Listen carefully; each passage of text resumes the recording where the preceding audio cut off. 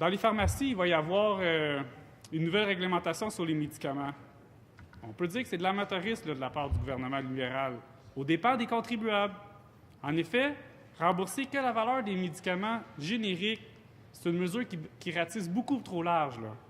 Moi, là, je comprends qu'on souhaite limiter les coûts des médicaments remboursés par la RAMQ.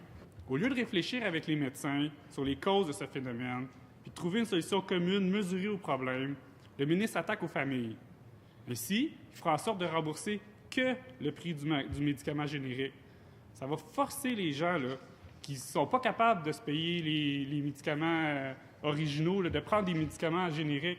Mais des fois, il y a des situations pour lesquelles là, c'est très préoccupant. On parle juste en neurologie, par exemple.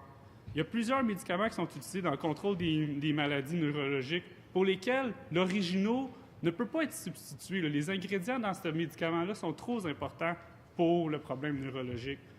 Mais ce patient-là, il va se retrouver pénalisé par le nouveau projet de loi. Moi, j'ai justement un cas de comté là, qui est arrivé sur mon bureau cette semaine là, en relation avec ça.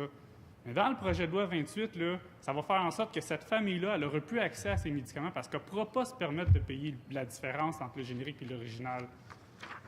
Fait qu'il va falloir là, qu'on revoie un peu les façons de faire là, pour justement là, alléger les pressions financières que ça requiert là, pour ces familles-là.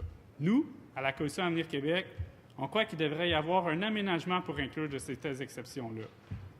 Ça, on s'entend que cette mesure-là qui est présentée dans le projet de loi 28, c'est pour sauver 177 millions. Mais c'est qui va en payer le prix?